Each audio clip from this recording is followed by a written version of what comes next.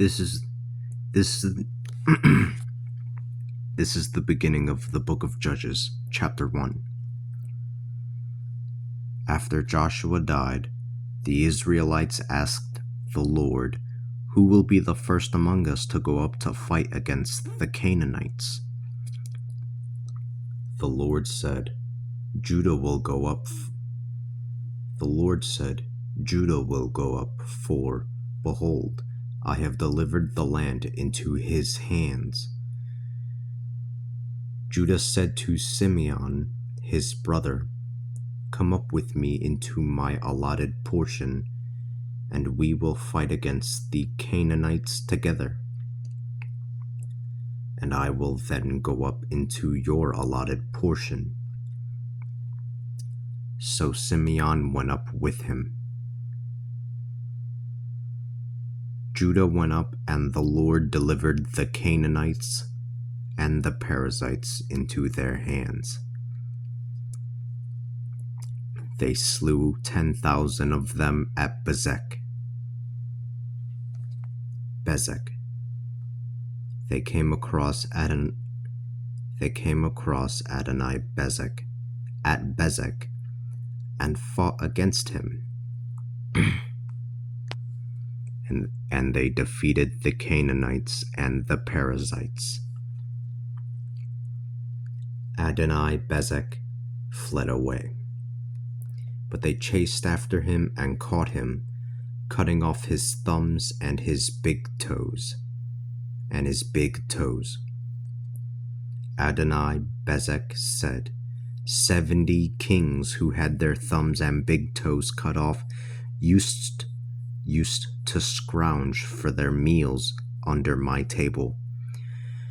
God has paid me back for what I have done." They brought him to Jerusalem, and he died there. The Judahites fought against Jerusalem, and they captured it, putting it to the sword and setting the city on fire.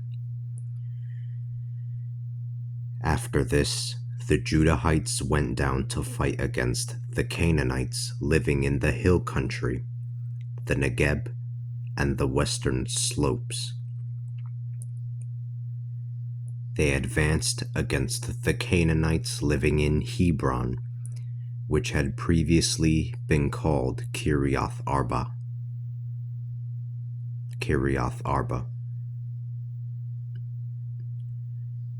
They defeated Sheshai, Ahiman, and Talmai.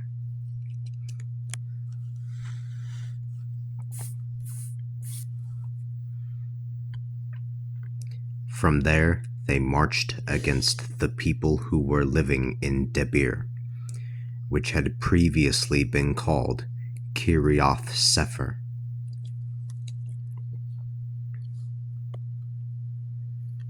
Caleb said, "I will give my daughter Aksah as a wife to whomever attacks and captures Kiriath Sefer." Othniel, the son of Kenaz, the younger brother of Caleb, captured it, and he gave him Aksah, his daughter, in marriage. When she came to be with him, she urged him to ask her father for a field. As she got off her donkey, Caleb asked her, "What can I do for you?" She answered, "Please do me a favor. You have given me land in the Negeb. Please also give me some springs of water." So Caleb gave her the upper springs and the lower springs. The Kenites,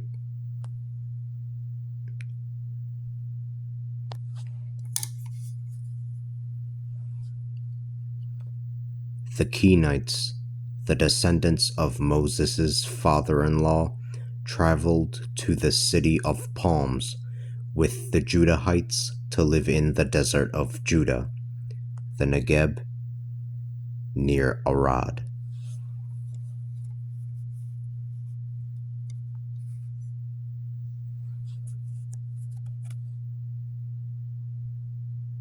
They went and settled there among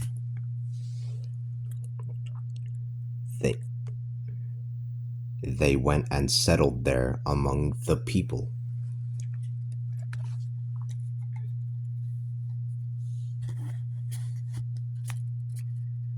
Judah and his brother Simeon went out against the Canaanites living in Zephath. They conquered it, totally demolishing it. This is why the city is now called Hormah. Judah captured Gaza with its territory, Ashkelon with its territory, and Ekron with its territory. The Lord was with Judah. They occupied the hill country, but they could not drive out the inhabitants of the plain because they had iron chariots. They gave Hebron to Caleb, as Moses had decreed, driving the 3 sons of Anak out from it. The Benjaminites could not drive out the Jebusites from Jerusalem, and the Jebusites have continued to live with the Benjaminites up to the present. The descendants of Joseph attacked Bethel, and the Lord was with them. The descendants of Joseph had first... The descendants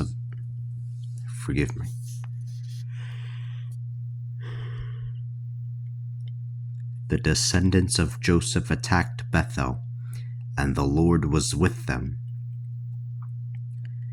The descendants of Joseph had first sent up spies against Bethel.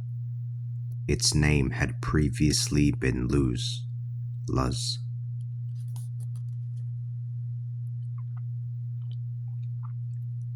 The spies saw a man coming out of the city. The spies saw a man coming out of the city and said to him, "If you show us an entranceway into the city, we will be merciful to you." He showed them an entranceway into the city, and they put the city to the sword, but they let the man and his entire family go free. The man traveled to the land of the Hittites, and he built a city there. that he called Luz, which is its name up to the present. The man traveled to the land of the Hittites, and he built a city there that he called Luz, which is its name up to the present. Manasseh did not drive out the inhabitants of Manasseh did not drive out the inhabitants of Beth Shean and the towns dependent upon it, Tanakh and the towns dependent upon it, Dor and the towns dependent upon it, Ibleam and the towns dependent upon it, Ibleam and the towns dependent upon it, or Megiddo and the towns dependent upon it. For the Canaanites were determined to live in those places. But when Israel became strong, it subjected the Canaanites to forced labor. But when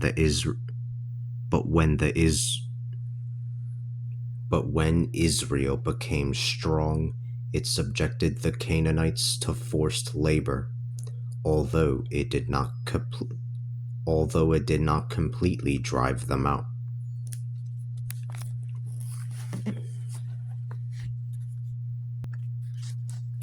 Nor did Ephraim drive the Canaanites out who lived in Gezer, and the Canaanites continued to live among them in Gezer. and the Canaanites continued to live among them in Gezer. Nor did Zebulun drive out the inhabitants of Kitron, or the inhabitants of Nahalol.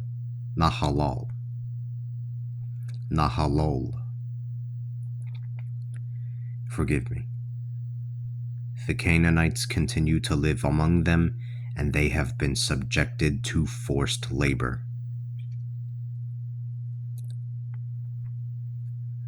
Nor did Asher drive out the inhabitants of Akko, nor the inhabitants of Sidon, nor Alab,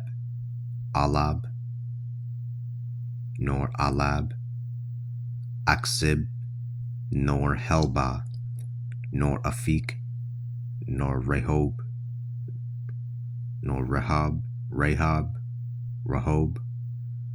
and so the Asherites continue to live among the Canaanites, the inhabitants of the land, because they did not drive them out.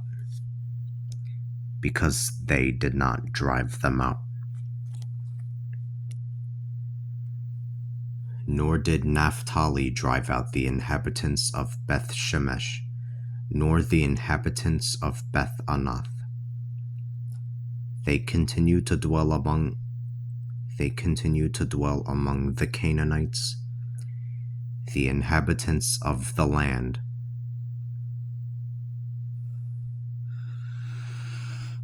Nevertheless, the inhabitants of Beth Shemesh and Beth Anath were subjected to forced labor. The Amorites forced the Danites to continue to live in the hill country. The Amorites forced the Danites to continue to live in the hill country. They would not permit them to come down into the plain. The Amorites were also determined to continue to live on Mount Heres in Aijalon, or Aijalon, and in Shalbim. But when the descendants of Joseph grew powerful, they subjected them to forced labor. The Amorite boundary ran from Akrabim up to Selah and beyond, and beyond. Forgive me, I do not know how to pronounce some of these names correctly.